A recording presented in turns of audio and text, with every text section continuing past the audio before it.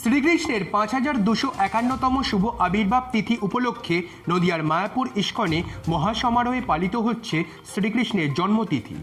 আজ সোমবার শ্রীকৃষ্ণের জন্মাষ্টমী এবং মঙ্গলবার পালন করা হবে নন্দ উৎসব।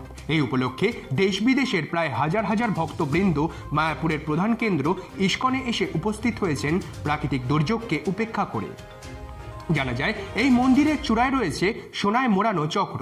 বিদেশ থেকে আনা হয়েছিল এই 3 চক্র।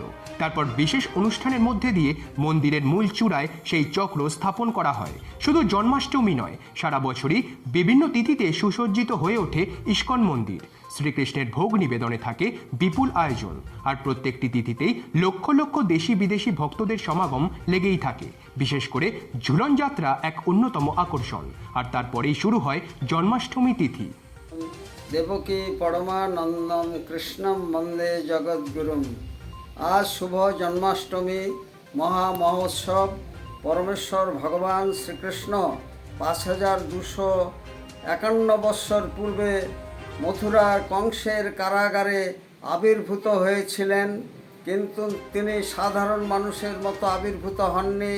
শঙ্খ চক্র গদা পদ্মধারী রূপে আবির্ভূত হয়েছিলেন এবং সমগ্র বিশ্বে প্রেম মৈত্রী ভালোবাসা প্রতিষ্ঠিত করেছিলেন। আজকের দিনেও তার সেই জীবন আদর্শ বাণী সমভাবে প্রযোজ্য।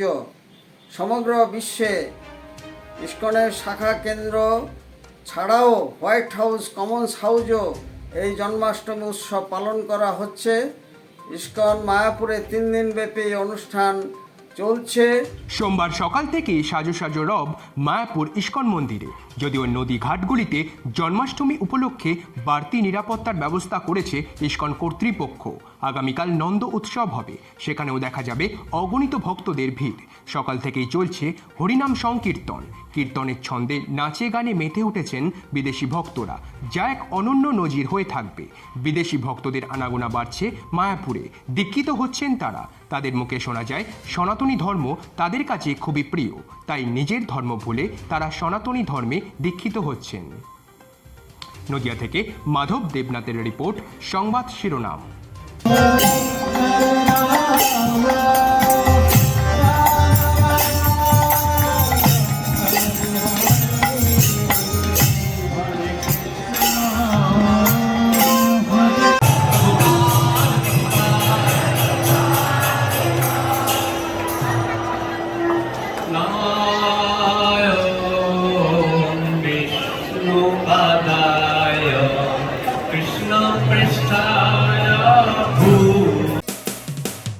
মানুষের পাশে মানুষের সাথে আমরা আছি এই বাংলাতে। আপনারা দেখছেন সংবাদ শিরোনাম। দেখলেন তো অনেক কিছু, এবার দেখুন নতুন কিছু।